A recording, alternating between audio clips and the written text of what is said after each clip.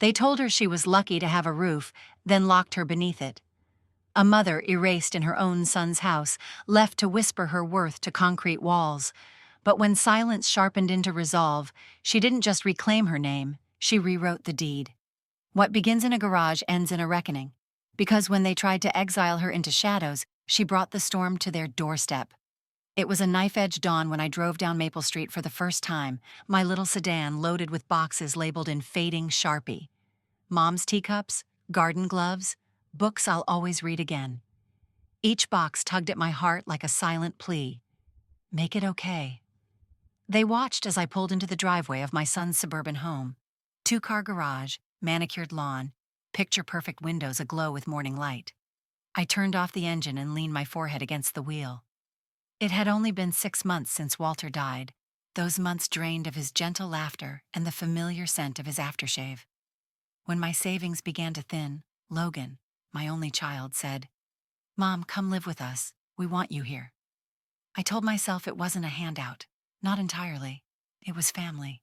And a roof was more than some had. Claire greeted me at the door, well-practiced politeness in her posture, her smile a tight arc. "Welcome home, Helen," she said, her voice soft but with a distance that kept me outside the frame. Logan appeared behind her, lean and steady, like he was on the edge of decision. I stepped over the threshold, cardboard rustling beneath my feet. "Thank you," I said, swallowing my unease. The house smelled faintly of vanilla air freshener and new paint, something I didn't mind, except that it felt oddly sterile, untouched. I set down my first box in the sunlit foyer. The setting sun pooled through a large window above the stairs, painting the walls golden. I closed my eyes and took it in. I'd missed this. Windows that looked out instead of in, space without shadows. Maybe belonging could feel like this. "Mom, the guest suite is down the hall," Logan said, handing me the keys. His smile held that familiar warmth I remembered, like glass patiently held to the light. Claire nodded. "Let us know if you need anything," she offered. Wait for it." Something tugged in my chest, like I was waiting to be invited in. But the smiles faded the second they turned away. That first night I unpacked slowly. My rose garden gloves went into the linen closet, across from a row of plush towels. My antique reading glasses went in the nightstand. My ledger, my quiet ritual, found a spot on the writing desk beside the window. Everything felt positioned. Perfect. Next morning, I woke to the sound of tea water boiling. I padded down to the kitchen in my slippers. Claire had left out a tray, teapot, cups, sugar bowl.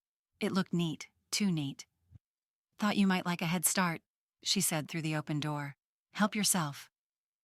I poured 2 cups, my hands trembling until warm in mine. "Thank you, Claire." She nodded, her lips soft. "I'm glad you're here." But I sensed the polite distance, rows of roses without petals. I told myself it was adjustment. I told myself I'd find roots. That afternoon, I wandered into the backyard. The garage, a gleaming expanse, stood open. The scent of freshly oiled concrete wafted out. I rested my hand on the frame and looked back at the house. I remembered how, when I taught in the elementary school library, I had guided first graders to choose the books that belonged to them, allowing them to explore worlds without fear. I wanted this home to feel like that, a safe space. But here, my suitcase looked out of place in the tidy garage. How easily one could leave it behind. That evening, we shared dinner. Claire's chicken pot pie, roasted carrots, store-bought bread. I brought rose tea from my pouch. We sat around the table, silence occasionally punctuating the clinks of forks against plates. "It's nice having you here, Mom," Logan said, warmth in his tone. "Really?" Claire smiled, nodding. I believed her. But I also felt the echo of my name, visible, yet so easily tucked away. After dinner, I washed my own dishes. In the garage, I noticed the floor wasn't swept. My boots had tracked in dirt from the drive. A soft chime came from inside, my first evening here, reminding me of being small enough to fit between spaces. I set the dishes on the counter and stepped outside. I touched the garage wall, cool as a slab. I closed my eyes and thought of Walter. I thought of the dinner plates I used to polish, the library stories I shared at story hour, how gently warmth could reveal the cracks. I walked back in and retrieved my gardening gloves from box number 4. I wore them in the kitchen, pretending they grounded me. I brewed more tea and draped my cardigan loosely around my shoulders. I watched Logan rinse his plate. Claire straightened chairs. They belonged here. I'd been given a place, but I was still finding my space. That night, as I lay in the guest suite, thin walls and silence echoing, I placed a notebook and pen on the nightstand beside the bed. I scribbled, "Day 1, I'm here. I will learn this home. I will make a path in it of my own." I fell asleep to the faint hum of the house, neither hostile nor welcoming, but full of quiet possibility. Somehow, I knew that wasn't going to be enough, but I was ready to begin. I didn't expect it that night, the suggestion apparently born out of convenience. Logan stood at the kitchen threshold, arms folded, mouth hesitant. Claire bustled by behind him carrying a tray of cold soda. Their voices were low, but the tension in the room made every word sharp enough to cut. "Mom," Logan began, voice gentle, "we thought maybe you'd prefer the garage." I froze mid-step. Spoon paused, halfway to my mouth. "The garage? It's quieter," he said. "More privacy. We're trying to—" "Privacy?" I whispered. My spoon clattered to the plate. "This entire house isn't private enough?" Logan hesitated. Claire set the tray down behind him, lighting warming the edges of her controlled smile. "You're lucky to have a roof at all," he said, quieter this time, but with a confidence that undercut his own apology. The words echoed in my chest, heavy as stones. Lucky? I stared at them both. My life, my sacrifice, my grief, compressed into 4 words that felt like a verdict. Claire coughed politely. Logan stepped back. The silence boycotted everything I believed about belonging. By the time I reached the garage, I didn't quite walk, I drifted. The world had gone dark. The door closed with a whisper behind me. I clicked on the small flashlight in my purse and swept the beam along the concrete walls, up to the ceiling, over the bars of shadow, where maybe something used to hang. My suitcase sat at the center of nothingness. It was just me, the box of my life, and the hum of a light bulb waiting somewhere far above. I flicked the flashlight across the floor. Dust motes danced in the beam. The air smelled of motor oil and cold cement. A corner of the garage was darker, unlit, unsettling, a literal shadow cast across my new reality. Packing wasn't a choice. Unpacking never was. I knelt and set the suitcase open, folding up my rose garden gloves and placing them inside. They smelled faintly floral, even in the stale garage air. I touched them, recalling Sunday mornings pruning the bushes in my garden. How that scent used to feel like possibility. Now it felt like a memory wrapped in plastic. I slept curled inside my down comforter that first night, flashlight close enough to switch on. I traced the ridges of the concrete floor, every crack under my fingertips. I thought of Logan's voice. Lucky. It wasn't gratitude I felt. It was confusion. Then shame. Shame at having to live out of sight, from a distance that shouldn't exist between mother and son living under one roof. Morning light didn't reach inside. I squeezed through the tiny service door to collect my tea tray, heading back to the house with cold hands and colder questions. The garage behind me felt abandoned already, like something would one day take it in and forget I was ever there. Later that afternoon, Mrs. Porter knocked on the garage door. I heard her rattling on the other side, once, twice, then persistent. "Helen, dear, I baked too many oatmeal cookies. Thought maybe you'd like some." Her voice, soft and observant, cracked open the small dark room. I flipped the latch. She stood there, sun hat askew, basket in hand. She offered the cookies without comment, then held my eye so I would know she'd noticed. Did she see the suitcase? The makeshift space? Possibly. "Garage life suiting you?" she asked gently. I wore a pained smile. "It's different." She didn't need more explanation. That night, I ate oatmeal cookies on my bed, plate propped on the suitcase, while Logan and Claire blended into the house like 2 halves of a whole. Their laughter drifted out through the open window and stabbed at me. It wasn't cruel, but it was deliberate. I stayed quiet. That week, I passed my evenings pacing between the house and the garage, asking myself who I'd become and why I didn't ask for better. Could I? Should I? There had to be a way back. Then came the 4th of July barbecue. Lights strung like summer fireflies. Logan and Claire hosting friends and BBQ smoke curling through the yard. Music next door. I perched on the edge of the paved walkway, iced tea in hand, pretending to listen to Mrs. Porter's reminiscing about Independence Days past. I laughed politely at her stories of ice cream meltdowns and firecracker scares. I looked over at my own family across the yard. Logan and Claire stood closer than husband and wife, faces lit by laughter and shared drinks. They chatted with two couples, one of them asking them to keep her somewhere more convenient next time. I listened too closely when Logan cracked a joke about renting a storage unit rather than a spouse, and Claire followed with, "We should charge rent for garage accommodations. It'd help with mortgage." The men laughed, casual, complicit. I remember pressing my lips shut so tight that I tasted copper. I pressed my back against the garage door, they'd closed it by then, and put a hand on the latch. My box suitcase, my makeshift life, pressed at me. I turned and walked back to my seat by Mrs. Porter, pretending not. Later that night, I lay awake in the guest room, used when Logan's college friends visited. It felt like a damp echo of my life disappearing. I reached for the notebook I'd kept since day one. I opened to a blank page and wrote, "I moved in hoping to belong. I found distance. I find out they sell my privacy at their dinner parties." The words weren't neat. They shook across the page. I stopped myself from writing more. Something clean and decisive had just begun to form. I closed the notebook and exhaled. This wasn't just me folding myself smaller again. I couldn't let that happen. Again. Because once you live in the shadows, no one seeks the light. That night I packed an overnight bag. I left it with Mrs. Porter, locked away. Then I retrieved my gardening gloves. I pressed them into my medicine cabinet drawer. Reminders, not relics. I closed the guest room door softly. This was no longer a quiet return. It was the first step into reclaiming a path I'd already paid for, quietly, assuredly, with purpose. The laughter always started before dinner was served. I could hear it from the garage, Claire's high, practiced laugh and Logan's lower hum of agreement. Silverware clinked, wine glasses touched. Somewhere in the background, the soft murmur of a TV or a playlist I didn't recognize. I carried my plate out quietly, careful not to let the screen door creak. Shepherd's pie again. Warm, but already congealing around the edges. I'd made it that afternoon, same recipe I used when Logan was 12 and going through his no green things phase. Now, he barely looked up when I served it. I sat down at the folding table next to the water heater, pulling my cardigan tighter around me. The concrete beneath my slippers chilled my ankles. The light bulb overhead flickered once, then steadied. I ate slowly. No one called me in. From inside, "These mashed potatoes are amazing, babe." Claire's voice, cheerful. I'd made those too. I swallowed the bite like it was made of sand. Later that evening, I heard a light knock.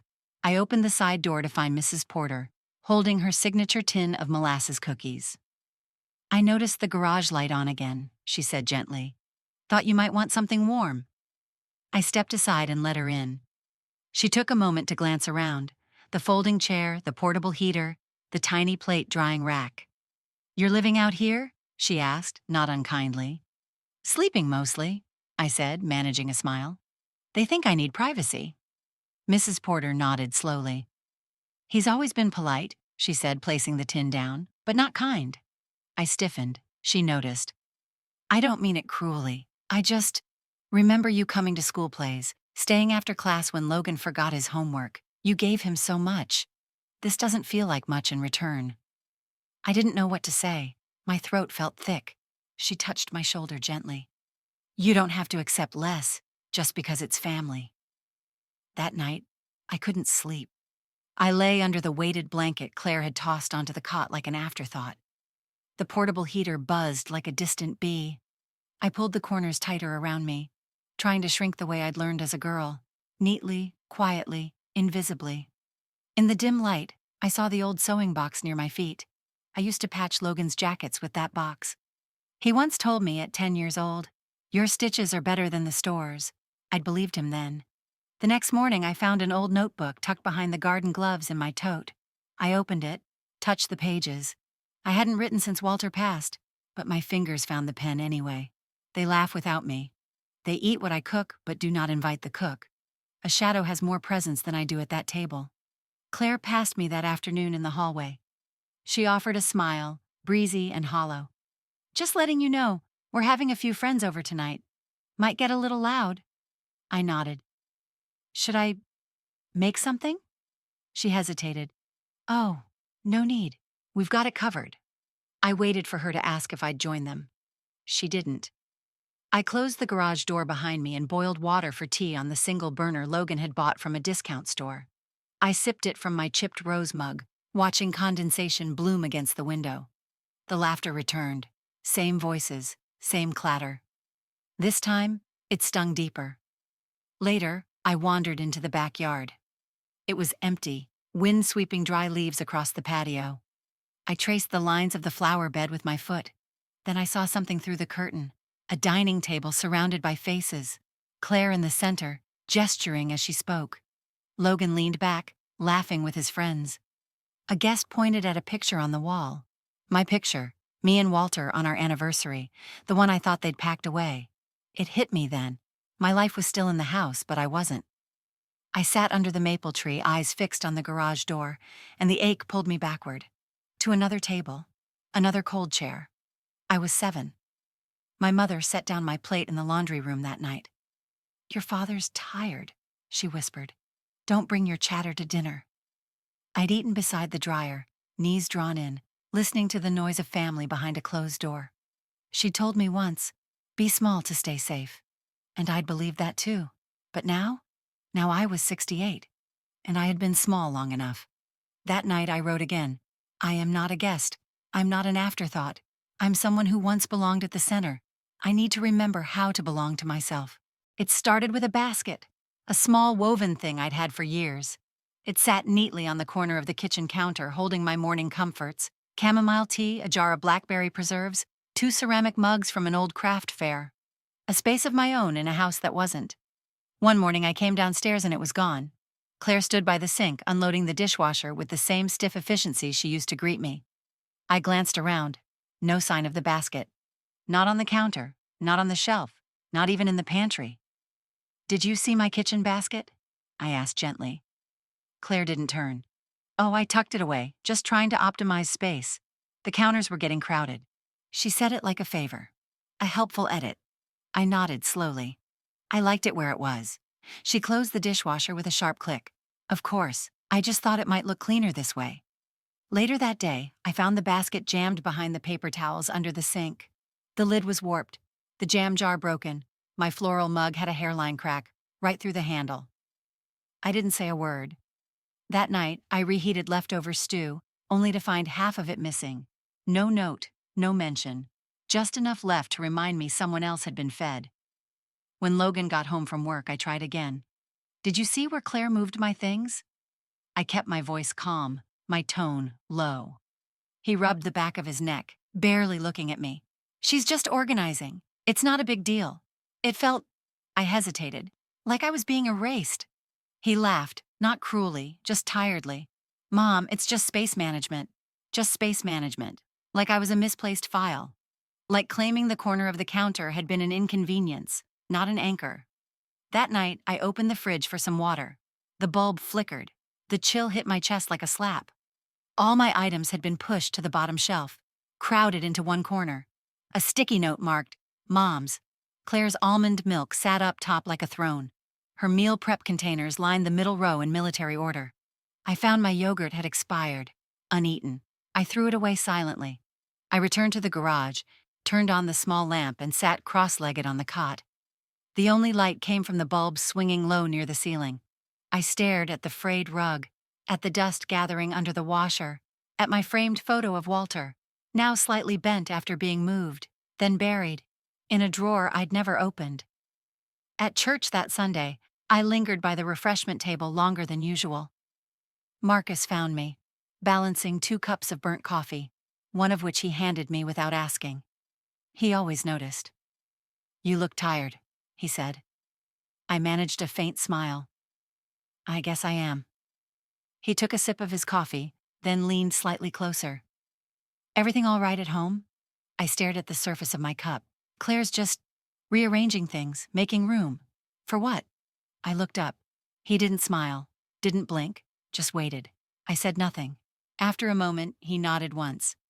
"Kindness doesn't mean tolerating neglect, Helen." That landed harder than I expected. "It's easy to confuse the two," I said, "especially when you've been trained to."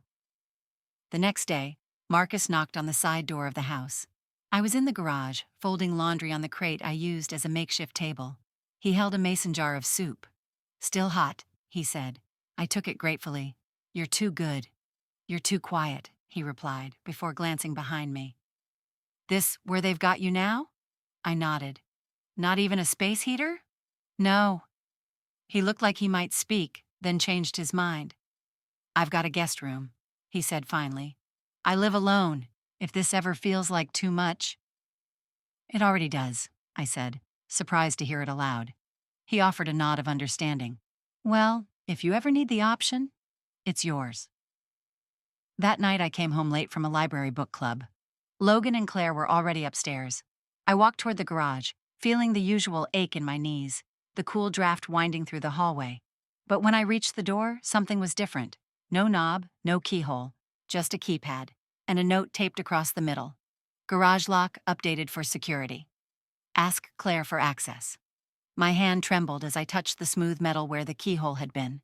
They'd changed the lock. Without telling me, without giving me the code. And for the first time in a long while, I wasn't sure what door I belonged behind anymore. It was a mirror she hadn't looked into in weeks. Tucked behind the washing machine, flecked with specks of lint and age, it leaned at a crooked angle against the concrete wall. The frame, gold but tarnished, had once hung in her bedroom when Walter was alive. Now it watched her from the shadows. Helen stood before it one morning, after another night spent under a rattling garage door, cold air crawling into her bones. She wore the cardigan with the torn cuff, her slippers faded at the heel. She stared. At first, it didn't feel like her looking back.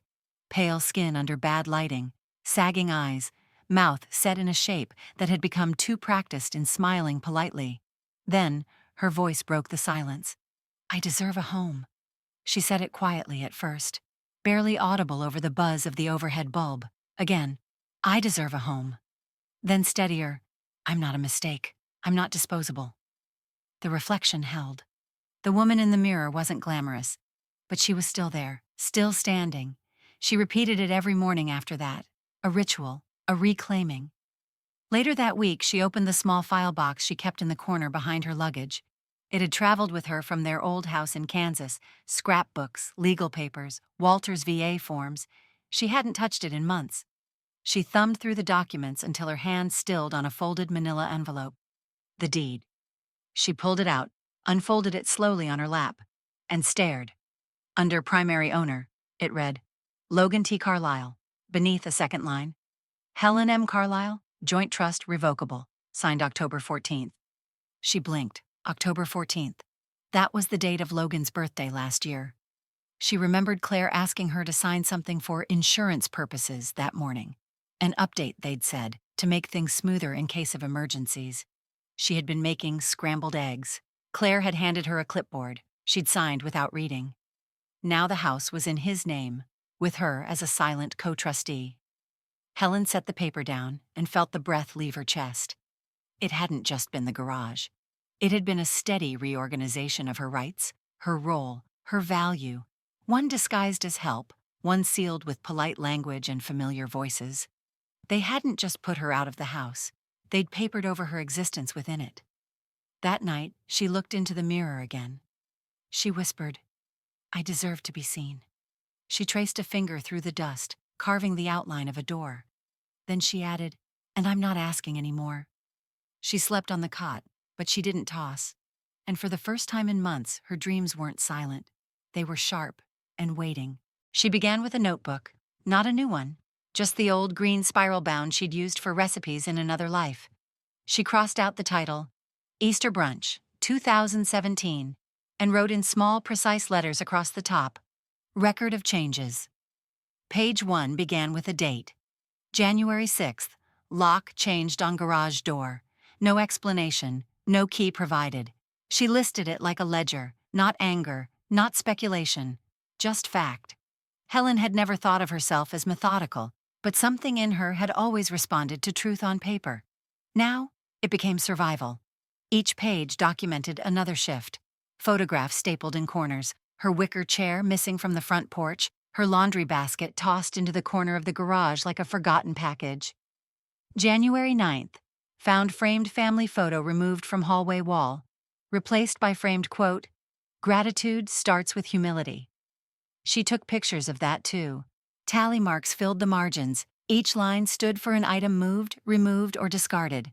Within days, she had 2 full pages. On Sunday after service, she lingered outside the church longer than usual. Marcus found her by the coffee table, thumbing a packet of Equal into her cup. "You all right?" he asked, voice low. She hesitated, then, "Can I show you something?"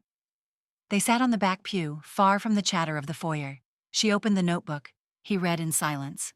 When he finished, he let out a long, slow breath. "This isn't just unkind," he said finally. "This is erosion." "Erosion?" He nodded. "They're wearing you down, making you invisible by degree. Happens slow until you disappear entirely." She closed the notebook gently.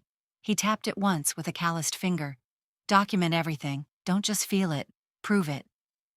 That week, Pastor Ruth came by her garage with a paper sack of scones and a look that saw straight through pleasantries. "I spoke to Marcus," she said simply. "You need to know your rights." Helen didn't flinch. She simply poured tea into mismatched mugs, one of them chipped at the rim. "I don't want to make trouble," Helen murmured. "You're not," Ruth replied. "You're just putting your name back on your own life." She pulled a yellow folder from her tote and slid it across the plastic folding table. Inside, Oregon elder tenancy statutes, protection clauses, helpline numbers. Helen didn't open it then, but she kept it close. Then it arrived, a slip of paper, plain white, typed, folded twice and slid under the garage door like something shameful. Helen picked it up that morning, just after putting on her slippers. She read the first line and sat down before she could fall down. Notice to vacate. Premises must be cleared within 30 days. No signature, no letterhead, just a date and a deadline. Her hands didn't shake. Instead, she stood, opened her notebook, and turned to a fresh page. She titled it, "Final Straw." She dated it, photographed the paper, added it to the folder. Then she called Marcus. "I think it's time," she said. "Let's talk about the next step."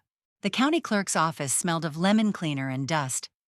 Helen walked in with her purse tucked tight under her arm, her fingers wrapped around the folder Marcus had helped her organize. The clerk behind the glass partition barely glanced up. "Records or title search?" "Title," Helen replied. "Property at 212 Rosewood Lane." "ID and address verification?" She handed them over. Her fingers trembled slightly. She wasn't used to this, but she didn't flinch. 10 minutes later, she was seated at a side table staring at a yellowing title certificate with her son's name printed in confident, legal font. Helen Carlisle, original owner. Logan P. Carlisle, added via interfamily trust modification. No notary signature, no recorded consent. Her hand hovered over the document for a long time before gently touching the paper, as if testing the texture of betrayal. Back at home, she tucked the copy into her folder under a new tab. Fraudulent title entry. Then she opened a new bank account at a local credit union, separate from the shared account Logan had convinced her to join months ago. She set up direct deposit for her Social Security check. She redirected her modest pension. Every receipt, groceries, laundry, small hardware repairs, was now logged, dated, and scanned. A paper trail, a lifeline. She bought a lockbox from the hardware store and stored it under her cot in the garage, right beneath the old trunk of winter sweaters. Mrs. Porter noticed her on the driveway a few days later, sorting through mail with a clipboard tucked under her arm. "Goodness, Helen," she said, carrying a tray of banana muffins across the sidewalk. "You look like a woman preparing for battle." Helen smiled faintly. "Maybe I am." Mrs. Porter handed over the muffins, then placed a wrinkled hand on Helen's shoulder. "You're not giving up." Helen met her gaze, steady now. "No," she said softly. "I'm just beginning." That night, she sat at the folding table with the yellow folder open and her documents arranged in crisp rows. There was no fire in her belly, no shouting, no tears, just clarity. Each piece of paper told a story, not one of weakness but one of awakening. And for the first time since she'd moved into the garage, Helen didn't feel like an intruder in her own life. She felt like someone preparing to reclaim it. Helen sat in the office of Omar Reyes, elder rights attorney, the late afternoon sun casting long shadows across his polished desk. She smoothed her cardigan, her fingers tracing the folder labeled CHV Carlisle. "This is your file," Omar said softly, pushing a stack of papers toward her. His voice held both professionalism and compassion. "You're not asking permission. You're setting boundaries." She met his eyes through the reflection in her reading glasses. "I didn't come this far to ask." Together they reviewed the evidence: the notarized title deed, Logan's name added without her consent, the eviction notice, and her careful ledger of intrusion. Omar nodded at each piece, making notes in red pen, file stamps, deadlines, legal benchmarks. He paused at the eviction notice. "That's invalid," he said. "No notice can be served on a non-tenant under Oregon law. We'll petition to dismiss it." Helen nodded, her pulse steady but firm. Over the next 2 weeks, she signed documents with Omar: a reversal of trust transfer, injunction filings, and a motion for restraint on Logan's plans to evict her. Helen mailed them herself, standing at the post office like someone handing in resignation from fear. Each stamp, each envelope sealed, was another flame lit under the ashes of what she'd endured. Back home, still in the garage, she organized her escrow check, first payment for legal services, into the same lockbox where she kept her receipts. Next to it lay bank statements dating back a year. Backup, proof, armor. She folded in the motion dismissing the eviction notice and a copy of a certified letter she'd sent to Omar from the church mailing table, addressed to Logan and Claire. "Garage is not permitted living space under local zoning. Access must be provided, or I will seek immediate injunction." That afternoon, Omar called with the court date. Helen held the receiver like she was lighting a match. "It's set," Omar said. "You'll stand before the judge next Friday. We'll ask for interim relief, access, occupancy, and the deed reversal." She exhaled. "Thank you." He paused. "You're doing what few have the strength to do." At home that evening, she moved slowly through the house, quiet now, as if sensing what was happening. She paused in the hallway where Logan had removed her wedding portrait from the wall, now bare plaster. She touched the indentation lightly, closed her eyes, and smoothed her hand downward in apology, to herself. The garage felt colder than usual. She stepped inside, the lamp flickering overhead. Her reflection emerged from the dimness, eyes sharp. She took a folder labeled "Final" from the trunk, placed it gently on the folding table, and pressed her palms to the wood. The papers within were no longer just proof. They were a pact. In the next days, sheets arrived: proof of filing, court notices, countdown calendar. She updated her legal folder: IDs, property tax statements, escrow ledger. She didn't pack anything yet. This was preparation, not departure. Then came the twist. A flyer slipped under the garage door. Printed color, glossy, with balloons and cursive lettering. "You're invited. Welcome home party for Mom, Saturday 4 p.m. in the garage. Attire, casual comfort." Logan's handwriting clear, meant to charm. Helen's chest tightened. They planned, what they called, a reconciliation in the garage she wasn't allowed to enter. A confrontation under the guise of festivity. A token apology hidden in balloons and banded smiles.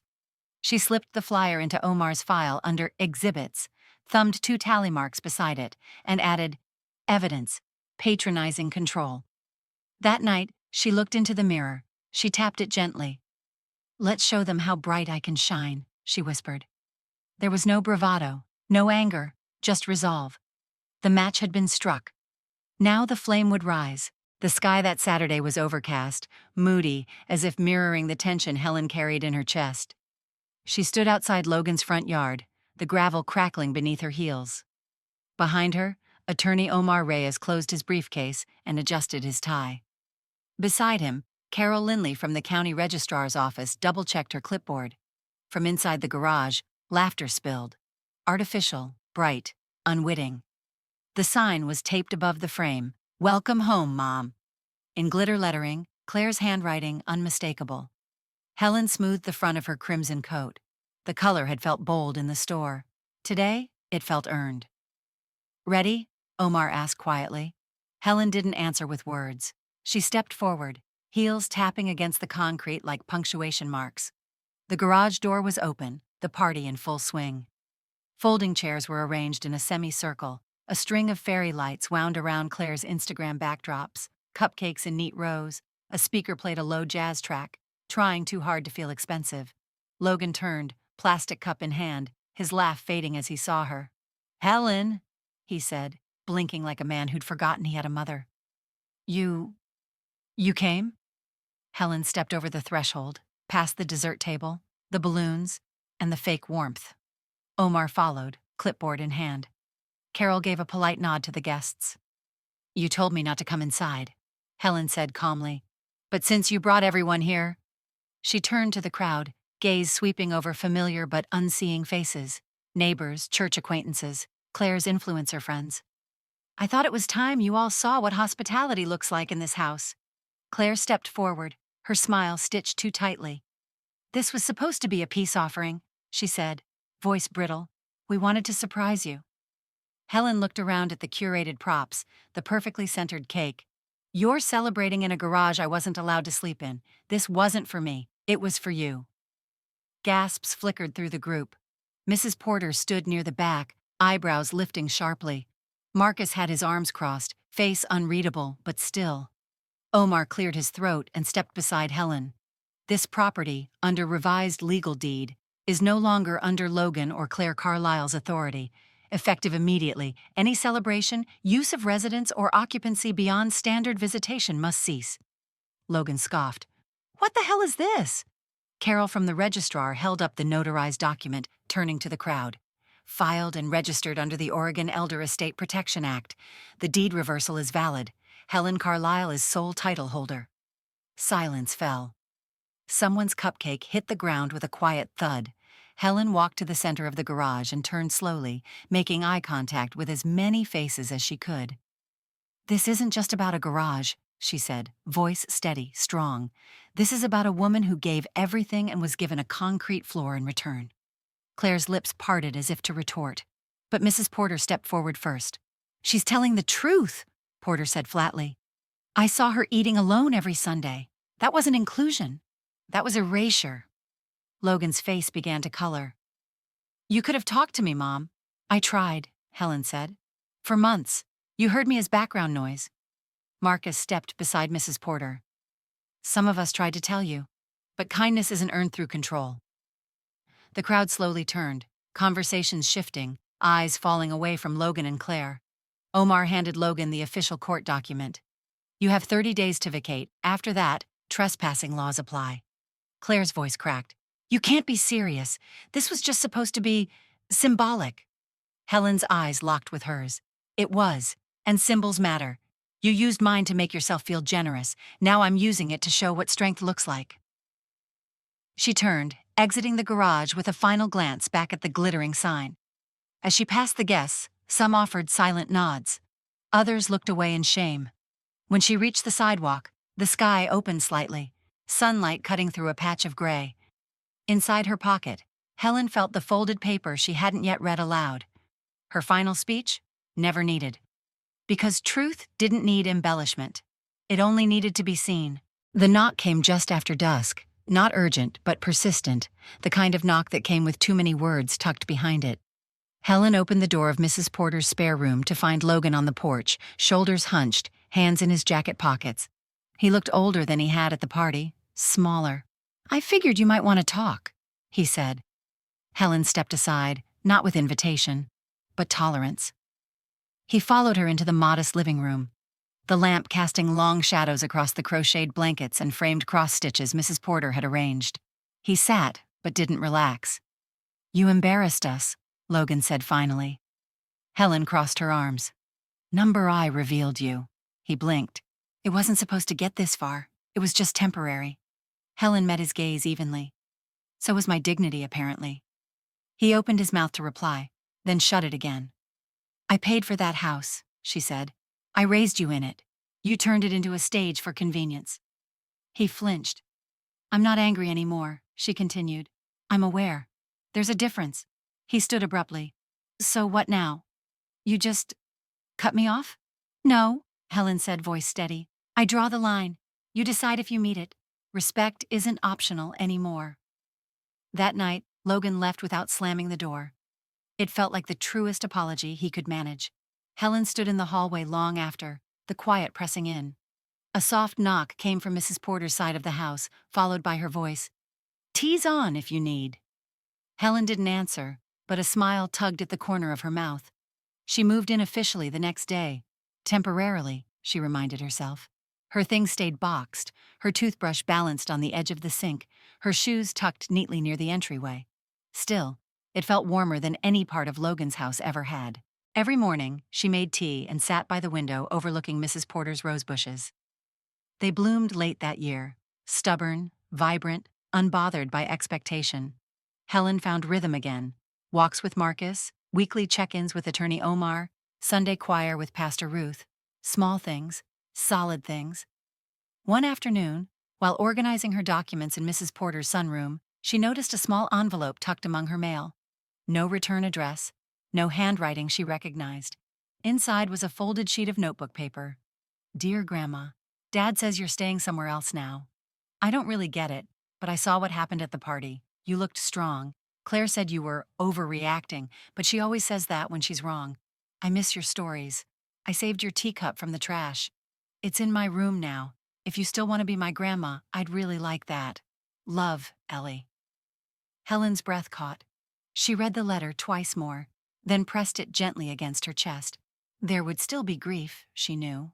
Regret and recovery often walked hand in hand, but the path was clearer now, sharper. She folded the letter and placed it beside her journal. She didn't need the whole family back, just the piece that remembered how to hold her hand. The cottage was barely 700 square feet, tucked near a tree-lined bend where the road sloped down to a dry creek bed. It wasn't grand or even modern, but it was hers. The first morning Helen awoke there. The light stretched long and gold across the floorboards. The curtains, linen, hand-sewn, fluttered in the soft breeze. There were no footsteps above her, no locks she didn't own, just birdsong and the faint creak of settling wood. She stood in the kitchen barefoot, her favorite mug steaming in her hands. The chipped rim didn't bother her anymore. She was building something, from memory, from loss, from will. Her first project, repainting the walls. Gone were the muted neutrals Claire once insisted on. Instead, she chose colors with names like Marigold Courage and Inkwell Hope. Her hands ached after the first day of brushstrokes, but she smiled anyway. She framed old poems and hung them at eye level, not for guests, for herself. Each nail hammered into the wall felt like punctuation. This sentence is mine. This story continues. She found a shelter a few blocks away, a transitional home for women rebuilding their lives after domestic or financial collapse. She introduced herself quietly to the coordinator, offered her time with no conditions. "What can you teach?" the woman asked. Helen paused. "How to speak without apology." On Tuesday afternoons, she sat with small groups, mothers, widows, survivors, and told stories. She shared tools, taught them how to keep records, how to write letters that couldn't be ignored, how to recognize erasure when it wore a smile. They listened. They nodded. And when she finished, they stayed. Pastor Ruth visited the cottage one Saturday with a lemon loaf and a thick scarf she insisted Helen wear, even indoors. They sat on the porch swing Helen had repainted navy. "You built a sanctuary," Ruth said, eyes scanning the tiny space with its mismatched chairs and overflowing bookshelves. "I built a beginning," Helen replied. Ruth leaned over, set her hand gently over Helen's. "Home isn't walls, you know. It's where your voice lives." Helen swallowed. "I think mine was waiting for a key. Now you've got a whole ring of them." They laughed. They cried. They drank spiced tea until the sun dipped behind the ridge. That night, Helen stood by her front window and looked out over the yard. No garden yet, just rough soil and potential. She opened her journal and wrote, "I am not recovering. I am remembering." Then she placed the pen down, turned off the lamp, and settled into a chair that finally, fully, belonged to her. The table was small, secondhand, and slightly lopsided. But that evening, it held more than just food. It held stories, laughter, the culmination of a woman's reclamation. Helen moved through the kitchen with a quiet grace, wearing an apron older than her son, humming softly as she basted the roast chicken. The walls, now adorned with local art and pressed herbs in frames, glowed beneath the gentle halo of string lights she'd hung by hand. Outside, dusk softened the yard. A porch light flickered on. Guests began arriving, each one more than a friend, each one a chapter in the home she had finally made her own. Mrs. Porter arrived first, clutching a peach cobbler and a bouquet of clumsily tied sunflowers. I hope you're not planning on doing the dishes alone, she huffed, stepping inside and immediately surveying the dining room like a general preparing her post. Marcus followed, arms full with cider and a set of mismatched napkins Helen had admired weeks earlier. You'll need these, he said. Every freedom deserves a little softness. Pastor Ruth brought cornbread and that dependable, steady presence that made even silence feel sacred. Omar, last but never late, brought sparkling water, lemon tarts, and a toast prepared on folded paper in his blazer pocket. The dinner began with raised glasses. To Helen, Ruth said simply. To shelter not borrowed, but claimed. They clinked glasses, then plates began to pass hand to hand, steamed carrots, sweet rolls, rosemary potatoes. The room buzzed with warmth, the kind that comes not from walls, but from people who see you entirely.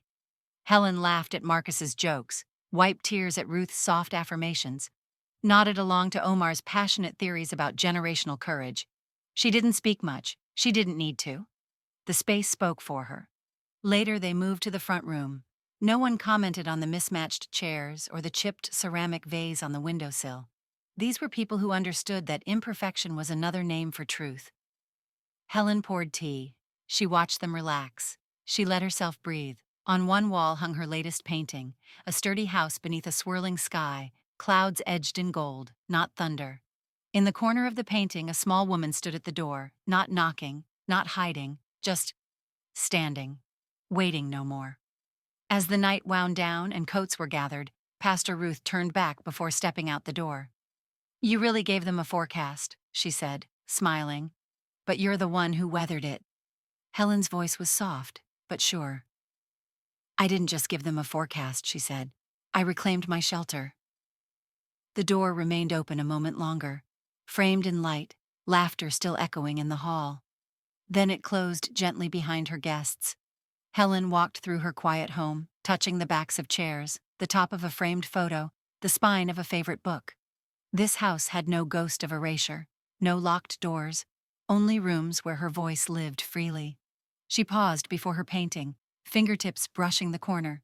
Then she smiled. If this story stirred something in you, maybe a memory, maybe a reckoning, you're not alone. We share these truths not to reopen wounds, but to recognize where healing begins. Stay with us for stories that speak what often goes unspoken, because every silence broken becomes a shelter for someone else.